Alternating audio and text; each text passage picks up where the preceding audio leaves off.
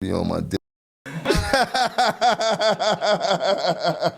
Them niggas got nothing else to think about but Capo. I did a lot for them in their life. You heard? Cam was like, I thought we could pull it together. Next thing I know, I see Jim performing with. I ain't think nothing. He could pull nothing together. He couldn't do nothing with me. He couldn't tell me nothing.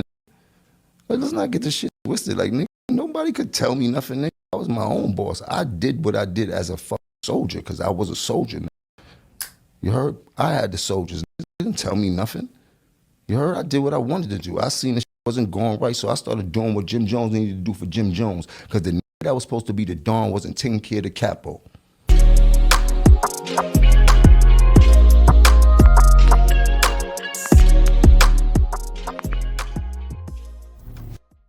Jim Jones just exposed 50 Cent and Camron like never before.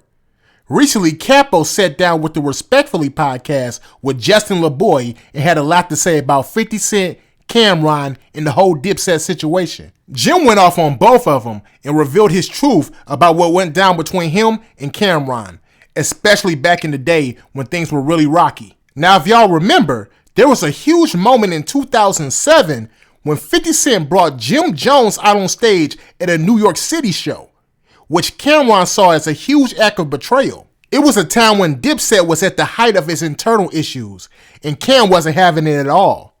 But Jim made it clear that he was doing what was best for him at the time.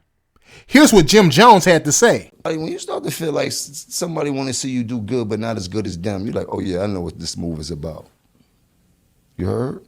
Everybody don't got the mind of a real leader.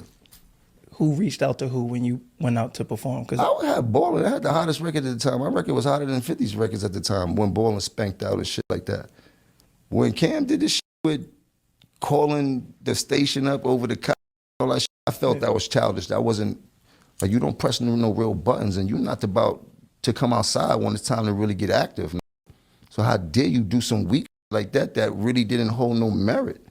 Like, you start going crazy over Koch, over a white man that been jerking us since we got signed there, and whatever backdoor deals you had with him serves you more advantageous than it served me.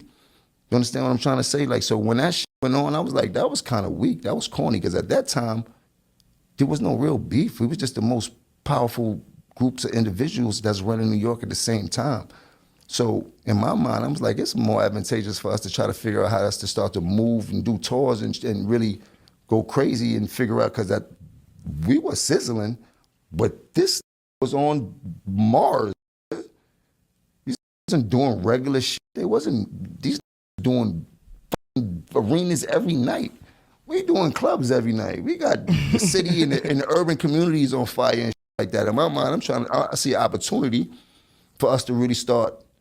You heard? Like, yeah. But when he did that, I'm like, damn, I all that up. You heard? And then it was like, now you want to start a beef with these niggas over what though? So you never understood why he started beef with them? Nah, I didn't understand that. I heard what the dude with the said, oh, Koch was a graveyard and all this type. I didn't give a fuck about none of that type of shit. You heard? Like, and then really hit me. I was on fire at that time. I don't care about what you say and shit like that. We on an independent label getting stupid though. Like, we did shit that nobody did in the game. So in my mind, I'm like, oh, that shit is whack. I don't like how this shit is going. I still gotta know, like, how did that work? You performing, like, they called me like, yo, you want to come out and perform at the show? Yeah, I got the hottest record. I'm popping out. It's that crowd to hear me do Ballin', and let me get the fuck out of here. Yeah, so it wasn't no deep thought. Like, this is like the opportunity. I gotta go. Yeah, I wasn't going there to do nothing genuine at all. Them niggas couldn't even dress. I got a lot of respect for Jim Jones for stepping up and taking control of his career. His confidence and work ethic really paid off, leading him to create hit records and make solid business moves. Now, I'm not saying that Camron was a bad leader or anything like that, but I just think things get real tricky in the industry, especially when you're dealing with people who are like your family. See, Cam and Jim Jones are like brothers, so it's always going to be more than just business. It's personal. At the end of the day, it was a smart move for Jim Jones to perform with 50 Cent back in the day and get his bag. It's business, not personal. And look at it now. Cam and 50 are cooler than ever. So it shows that sometimes things that feel personal can actually just be a part of the business. Jim Jones doing what was best for him ended up leading to a successful career. And let's be real, If Jim Jones would have waited for Camron to take charge of his path, we might have never got hit records like Ballin'. But that's just my opinion though. I could be wrong. Let me know what y'all think. Do you believe that Jim Jones turned his back on Dipset? Or was it just business? And do you think Cam and Jim can truly put all the negativity in the past behind them? Let me know your thoughts in the comment section down below. And make sure you like, comment, and subscribe. Peace.